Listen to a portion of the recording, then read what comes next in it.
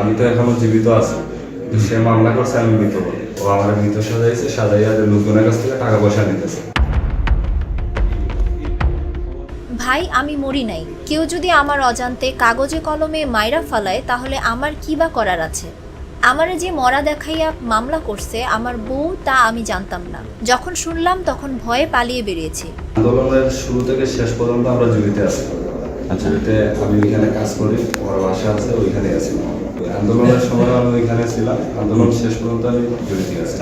আচ্ছা, তারপর একটা পারিবারিক ঝামেলার কারণে রাগারাগি হয় ওর সাথে, ও বাড়িতে চলে যায়। আচ্ছা, এরপর থেকে আমার সাথে আর কোনো যোগাযোগ নেই। মঙ্গলবার ভোরে সিলেট মহানগর পুলিশের দক্ষিণ সুরমা থানার একটি কক্ষে বসে জাগো নিউজের এই প্রতিবেদকের কাছে এভাবেই কথাগুলো বলছিলেন ৫ আগস্ট আশুলিয়া থানায় হত্যা মামলায় নিহত দেখানো আল আমিন। আমি তো এখনো জীবিত আছি, সে মামলা করছে আমি মৃত বলে। আচ্ছা, এটার জন্য এখানে আসার পরবর্তীতে যখন দেখা গেছে সবাই তো ভাবতেছে আমি মৃত। যখন মনে করেন যে যাদের উপরে মামলা হয়েছে ওদের উপরে ওয়ারেন্ট হইল, ওদের পুলিশ নিয়ে গেল, তারপর যখন আমি জীবিত এটা সমস্ত আমার উপরে একটা প্রেশার আসবে, এই জন্য আমি এখানে আসি। তিনি আরও বলেন, নিজের স্ত্রী যদি স্বামীকে মৃত বানিয়ে মিথ্যা মামলা দায়ের করে তাহলে সেই স্বামী সবচেয়ে দুর্ভাগা। পুলিশ জানায় ৫ আগস্ট ছাত্র জনতার আন্দোলনের সময় আশুলিয়া থানায় যে হত্যাযজ্ঞ হয় সেখানকার একজনের পরিচয় ছিল অজানা। সেই অজ্ঞাতনামা ব্যক্তিকে নিজের স্বামী আল আমিন দাবি করেন কুলসুম নামের এক নারী। ২৪ অক্টোবর সাবেক প্রধানমন্ত্রী শেখ হাসিনা সহ ১৩০ জনের বিরুদ্ধে ঢাকা চিফ জুডিশিয়াল ম্যাজিস্ট্রেট আদালতে একটি মামলাও করেন ওই নারী। মামলায় বলছে যে ও আমার মৃত সাজাইয়া যে আমি ৫ তারিখের আন্দোলনে মারা গেছি, ও আমার মৃত সাজাইয়া যে লোকজনের কাছ থেকে টাকা পয়সা নিতেছে, এইটা বলছে।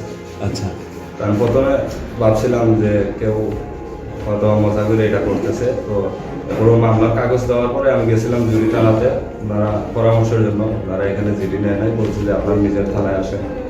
তো তারপর আমি আসি এখানে। পরে সেটি ৮ নভেম্বর আশুলিয়া থানায় এজাহারভুক্ত হয়। তবে পরবর্তীতে কুলসুমের আচরণে সন্দেহ হওয়ায় অনুসন্ধানের নামে জাগো নিউজ সহ কয়েকটি গণমাধ্যম বেরিয়ে আসে চাঞ্চল্যকর তথ্য। মৃত্যু দেখাইয়া হে কইয়া গেছে ৩ দিন আগে যখন আইছে, তখন তার বড় ভাই কাছে চলছে যে আমাদের তো এইরকম কি করছে, মামলা দিছে, মানুষের নামে মামলা দিছে, আমি বলে গুলি খেয়ে মারা গেছি। কুলসুমের স্বামী সিলেটের দক্ষিণ সুরমা থানা এলাকায় অবস্থান করছেন এমন তথ্যের পর র্যাবের সহায়তা চাইলে আলামিনের ভাইয়ের খোঁজ পায় র্যাব। তার সঙ্গে কথা বলে র্যাব নিশ্চিত হয় মামলায় মৃত দেখানো আলামিন বেঁচে আছে।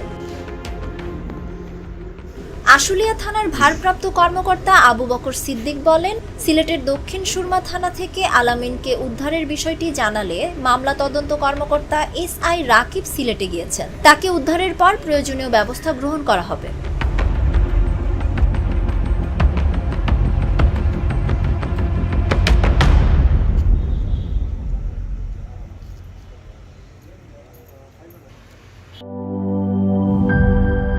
Cheer up!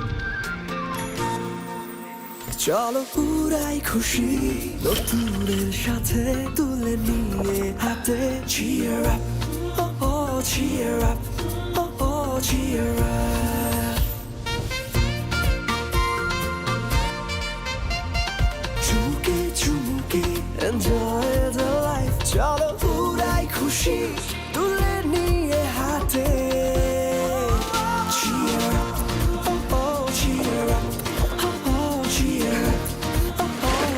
চিল হবে রিফ্রেশিং মুডে। চিয়ার আপ, চলো উড়াই খুশি।